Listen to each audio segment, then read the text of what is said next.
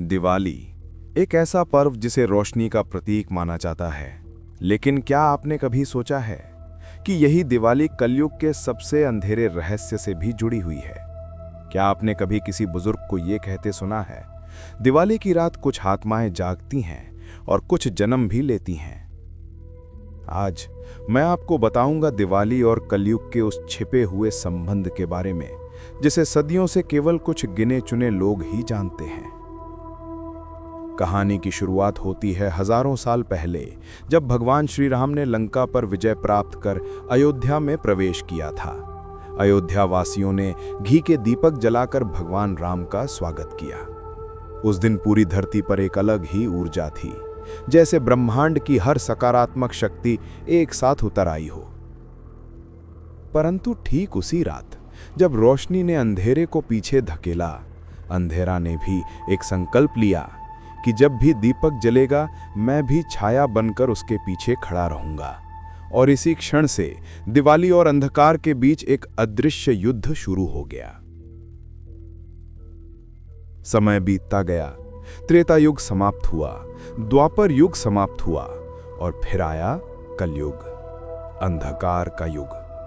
शास्त्रों में कहा गया है, कलौ दूषितम सर्वम, यानी कलयुग में हर शुद्ध चीज को दूषित करने की क्षमता अंधकार के पास होती है। दिवाली जो एक पवित्र पर्व था, वो भी कलयुग की निगाहों में था, क्योंकि अंधकार को मालूम था कि जिस दिन मैं दिवाली में घुस गया, उस दिन से मेरा शासन और गहरा जाएगा। पुरानी लोक कथाओं में कथा कही जाती है, कलयुग का पुत्र, एक ऐसी अदृश्य शक्ति जो दिवाली की रात जन्म लेती है। कहा जाता है हर 500 साल में एक बार, जब अमावस्या और लक्ष्मी पूजा एक साथ पड़ती है, जब चारों दिशाओं में घी के दीपक जलते हैं और मनुष्य का ध्यान केवल धन, वैभव और सोने पर केंद्रित होता है, उसी रात एक अंधेरी आत्मा जन्म लेती है। उसे कहा जाता है कलयुग का पुत्र। यह पुत्र कोई इंसान नहीं होता, ये एक ऊर्जा होती है जो धीरे धीरे मानवों के मन में लालच, क्रोध, वासना और अधर्म के बीज बोती है। उसका शरीर नहीं दिखता, पर असर हर जगह होता है। कहा जाता है वो दीपक की लौ के पीछे की छाया में रहता है और उसी अंधेरे से ताकत खींचता है।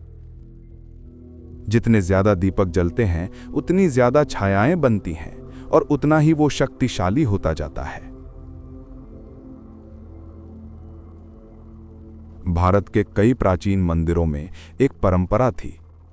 दिवाली की रात एक दीपक उल्टा जलाया जाता था और उसके पास पुरोहित बैठकर विशेष मंत्र पढ़ते थे। माना जाता था कि ऐसा करने से कलयुग के पुत्र की शक्ति मंदिर में प्रवेश नहीं कर पाती थी। लेकिन आज वो परंपरा धीरे धीरे खत्म हो गई और जैसे जैसे दीपावली आधुनिक होती गई, अंधकार भी और चालाक होता गया।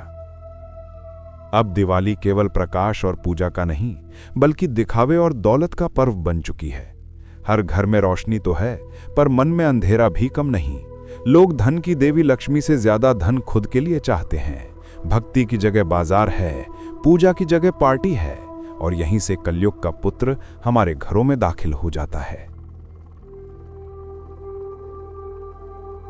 कहा जाता है वो हर उस दीपक के पीछे खड़ा रहता है जिसे जलाने वाला इंसान धन के लोभ में अंधा हो गया हो।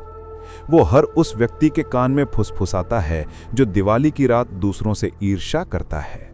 और वो हर उस दरवाजे पर दस्तक देता है जहां पूजा तो होती है, लेकिन विश्वास नहीं होता।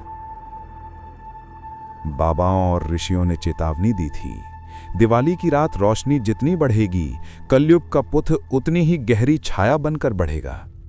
इसलिए दिवाली केवल दीप जलाने का त्योहार नहीं, आत्मा को शुद्ध करने की रात थी। लेकिन आज ज्यादातर लोग ये भूल चुके हैं। एक लोक कथा है, सदियों पहले एक गांव में दिवाली की रात सभी लोग घी के दीपक जला रहे थे।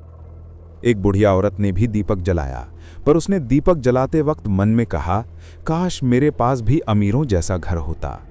जैसे ही उसने ये सोचा, दीपक की लौ जरा सी डगमगाई और पीछे की दीवार पर एक लंबी काली छाया दिखाई दी।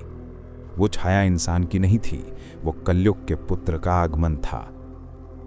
गांव के पुजारी ने अगले दिन उस घर में पूजा की और उस औरत ने कहा, कल रात कोई मेरे कान में फुसफुसा रहा था कि धन सब कुछ है। और अगले ही साल वो गांव आपसी लालच और झगड़ों में बिखर गया। कहते हैं, दिवाली की रात कलयुग का पुत्र शरीर में नहीं, विचारों में जन्म लेता है। वो किसी घर में दीपक बुझाकर नहीं, बल्कि मन की भक्ति बुझाकर प्रवेश करता है। और जब एक समाज में भक्ति बुझने लगे तो वो समाज कलयुग के गले में समा जाता है।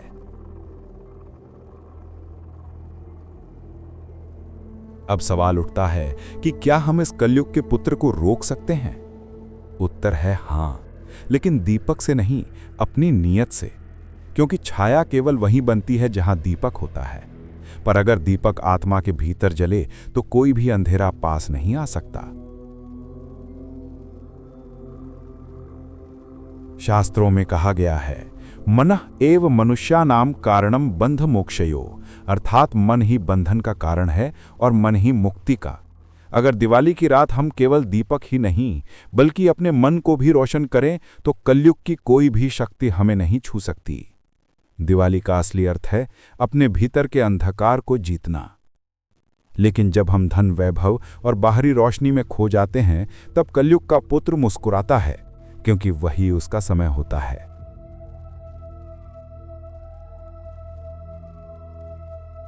ध्यान रखना, दिवाली की रात वो अदृश्य है, पर गायब नहीं। वो हर जगह है जहां दीपक जलते हैं और दिल में लालच होता है। वो हर जगह है जहां लोग लक्ष्मी के नाम पर स्वार्थ मांगते हैं। वो हर जगह है जहां प्रकाश तो है, पर विश्वास नहीं। तो इस दिवाली केवल घर में नहीं, अपने मन में दीपक जलाओ, क्योंकि अगर मन की लौ प्रज्वलित होगी तो कलयुग का पुत्र केवल छाया बनकर रहेगा और कभी भी तुम्हारे जीवन पर हावी नहीं हो पाएगा।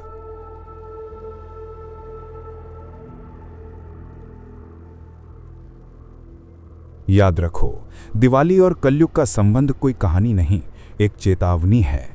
क्योंकि हर दीपक एक रोशनी नहीं, कुछ दीपक छाया भी बनाते हैं, और वही छाया कलयुग की सबसे पुरानी चाल है।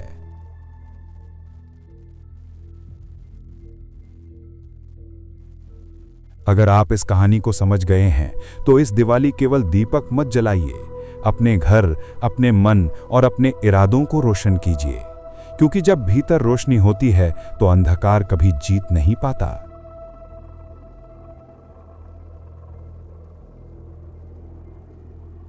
जय श्री राम। शुभ दीपावली।